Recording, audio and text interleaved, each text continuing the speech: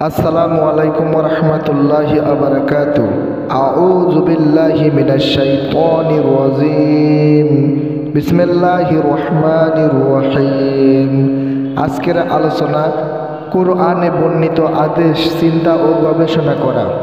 আর তিনি আসমান থেকে বর্ষণ করেছেন বৃষ্টি, অতঃপর আমি এ দ্বারা উৎপন্ন করেছি সব জাতের উদ্ভিদ, অতঃপর আমি তা থেকে বের করেছি সবুজ ডালপালা, আমি তা থেকে বের করি ঘন সন্নিবিষ্ট শস্যদানা, আর খেজুর বৃক্ষের মাথি থেকে বের করি ঝুলন্ত থোকা, আর উৎপন্ন করি আঙ্গুরের বাগান এবং সাদৃশ্যপূর্ণ ও সাদৃশ্যহীন জৈতুন ও আনার।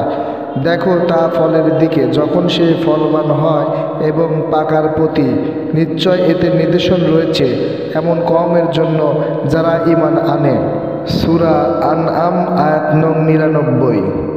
অতএব তুমি আল্লাহর রহমতের প্রতি দৃষ্টি দাও, কিভাবে তিনি জমিনে মৃত্যুর পর জীবিত করেন।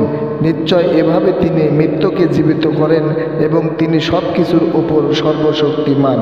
সূরা আর-রুম আয়াত নং ৫০।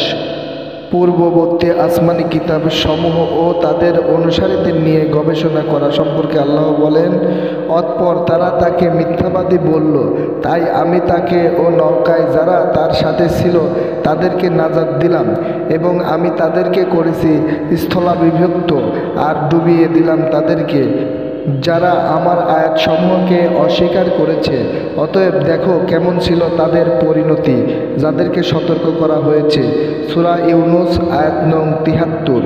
সুতরাং আমি তোমার নিকট যা নাজিল করেছি তা নিয়ে তুমি যদি সন্দেহে থাকো, তাহলে যারা তোমার পূর্বে থেকে কিতাব পাঠ করেছে তাদেরকে জিজ্ঞাসা করো, অবশ্যই তোমার নিকট তোমার রবের পক্ষ থেকে সত্য এসেছে, সুতরাং তুমি সন্দেহ পোষণকারীদের অন্তর্ভুক্ত হও না।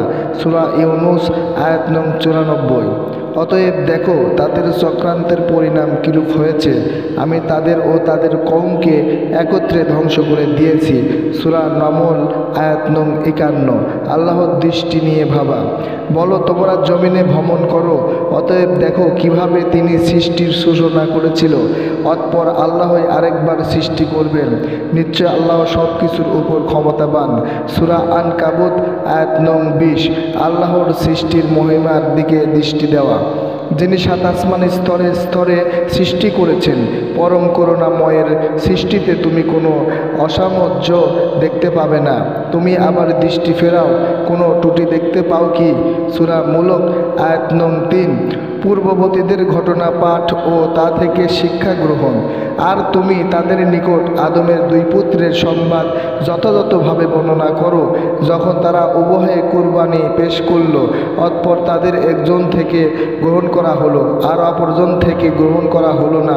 সে বলল, অবশ্যই আমি তোমাকে হত্যা করব। অন্যজন বলল, আল্লাহ কেবল মুত্তাকিদের থেকে গ্রহণ করেন। সূরা আল মাইদা আয়াত নং ২৭।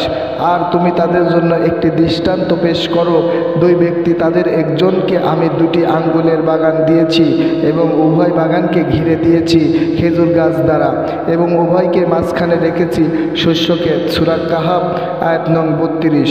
আর স্মরণ করো এই কিতাবে মারিয়ামকে, যখন সে তার পরিবারবর্গ থেকে পৃথক হয়ে পূর্ব দিকের কোনো এক স্থানে চলে গেল।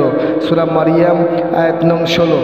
আর স্মরণ করো এই কিতাবে মূসাকে, অবশ্যই সে ছিল মনোনীত এবং সে ছিল রাসূল এবং নবী।